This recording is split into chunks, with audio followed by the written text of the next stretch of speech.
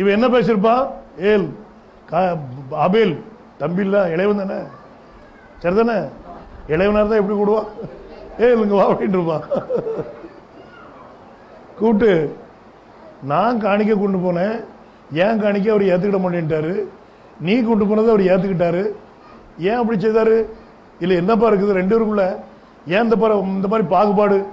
ஆண்டவருக்கு இப்படி இருக்கக்கூடாது, பட்சபாதம் இருக்கக்கூடாது, அவர் ஏன் இப்படி செய்தார் அப்படின்னு சொல்லி கேட்டிருப்பான். அப்ப இவன் சொல்லியிருப்பான், ஏ உனக்கு வெளிப்பாடு கிடையாதுப்பா, நம்ம அம்மா என்ன தப்பு பண்ணா தெரியுமா? விபச்சாரத்தில் ஈடுபட்டா. எதை சொல்லியிருப்பா? நம்முடைய தாய் என்ன செய்தா? விபச்சாரத்தில் சிக்கனவா ஆகினால என்ன கொடுக்க வேண்டியிருக்கு? ரத்தம் கொடுக்க வேண்டியிருக்கு சொல்லியிருப்பான். காயின் பார்த்தா தாயை பார்த்து விபச்சாரின்னு சொல்றியால நீ, எடுக்கம்ப. எந்த ஒரு மனுஷனும் தகப்பனை பற்றி பேசும்போது சமாளிச்சுடுவான், ஆனா தாயை பற்றி என்ன செய்யக்கூடாது? பேசக்கூடாது. பேசுனா என்ன உண்டாகும்? கொலை, விழுதுட்டு குத்துங்க, அவ்வளவுதான். படி. காயின் தன் சகோதரனாகிய ஆபேலோட பேசினான். அவர்கள் வயல்வெளியில் இருக்கும் சமயத்தில் காயின் தன் சகோதரனாகிய ஆபேலுக்கு விரோதமாய் எழும்பி அவனை கொலை செய்தான். கர்த்தர் காயினை நோக்கி, உன் சகோதரனாகிய ஆபேல் எங்கே என்றார். ஒரு கேள்வி கேட்டார், ஒரு சகோதரனாகிய ஆபேல் எங்கப்பா அப்படின்னார். அதற்கு அவன் என்ன பொருள் சொன்ன பாருங்க, அதற்கு அவன் நான் அறியேன். இது பொய்யா இல்ல உண்மையா? அவன் பொய்யனும். பாருங்க என்ன வித்துங்கிறத நல்லா கவனிங்க. அது சர்ப்பத்தின் வித்து. அங்க பொய் சொல்லிச்சு இல்லையா ஏவாள்கிட்ட, நீங்கள் சாகவே. இப்ப அதே சத்தம் ஒலிக்கு பாருங்க, நான் அறியேன், எனக்கு தெரியாது, என் சகோதரனுக்கு நான் காவலாளியோ என்றான். உள்டா ஒரு கேள்வி கேட்டான், என் சகோதரனுக்கு நான் என்ன காவலாளியா?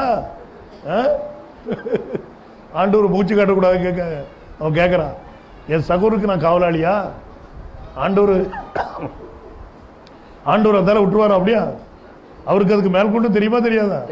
தெரியும் அவருக்கு. அதற்கு அவர், என்ன செய்தாய்? உன் சகோதரனுடைய ரத்தத்தின் சத்தம் பூமியிலிருந்து என்னை நோக்கி கூப்பிடுகிறது. நல்லா கவனிங்க, என்ன செய்தாய்? இவன் தவப்பு கண்டு பேசும்போது ஆண்டவர் என்ன சொன்னாரு? நீ இதை செய்தபடியால். சரியா இருக்கா? அது ஒரு கிரியை இல்லையா? முதல்ல அங்க விபச்சாரம், இப்போ கொலை. என்ன செய்தாய்? உன் சகோதரனுடைய ரத்தம் என்னை நோக்கி பூமியிலிருந்து கூப்பிடுது. இப்பொழுது உன் சகோதரனுடைய ரத்தத்தை உன் கையிலே வாங்கிக் கொள்ள தன் வாயை திறந்த இந்த பூமியில் நீ சபிக்கப்பட்டிருப்பாய். இப்ப யார் சபிக்கப்பட்டாச்சு? காயின் சபிக்கப்பட்டாச்சு. பாருங்க, ஏன்? இவன் யாருடைய பிள்ளை? சர்ப்பத்தினுடைய பிள்ளை.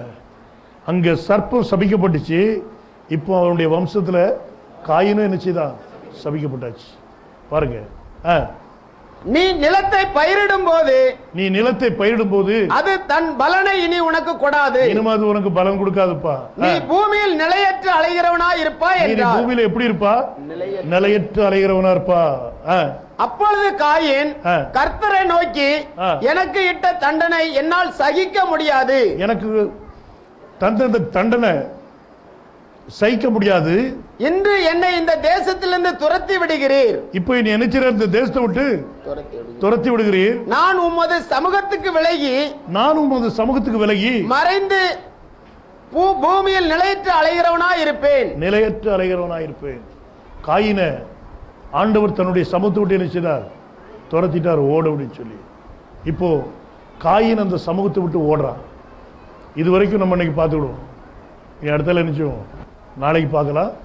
நாளைக்கும் ஆயத்தமா வாங்க, கர்த்தர் உங்களை ஆசீர்வதிப்பார். ஜெபிக்கலாம், கண்களை மூடி ஜெபிச்சிருவோம். ஸ்தோத்திரிக்கிறோம் தகப்பனே, ஜீவனுள்ள தேவனே, கர்த்தாவே, இந்த 7வது நாள் கூட்டத்தை கூட கரத்தில் ஒப்படைக்கிறோம். நீர் ஆசீர்வதித்தபடியால் நன்றிப்பா. வெகு நேரமாக இருந்து வேதத்தில் உள்ள ரகசியங்களை நாங்கள் கற்றுக்கொள்ள நீர் எங்களுக்கு கொடுத்த கிருபைக்காக நன்றி. எத்தனையோ காரியங்கள் இந்த கடைசி நாட்களிலே இந்த சர்ப்பத்தின் வித்தை பற்றி இந்த கடைசி கால தீர்க்கதரிசி பிரதான மூலமாக நீர் வெளிப்படுத்திய அநேக கருகலான ரகசியங்களை நாங்கள் காண முடிந்தது. நாங்கள் உம்மை நன்றியோடு ஸ்தோத்திரிக்கிறோம். சகல துதி கனம் மைமைக்கு நீர் ஒருவரே பாத்திருப்பார். காயினுடைய வம்சம் எப்படி பூமியிலே பெருகிற்று, சர்ப்பம் எப்படி தன்னுடைய வம்சத்தை தன்னுடைய வித்துக்களை பூமிக்குள்ளே கொண்டு வந்தது. இந்த ரகசியங்கள் மறைக்கப்பட்டவைகளாய் இருந்து இந்த நாட்களில் நீர் வெளிப்படுத்தினீர். உம்முடைய நாமத்தை நாங்கள் மகிமைப்படுத்துகிறோம். இன்னும் எங்களுக்கு போதிக்குமாறு ஜெபிக்கிறோம். இந்த நாட்களிலே எங்களுக்கு நீர் ஒருவரே போதகராக இருக்கிறீர்.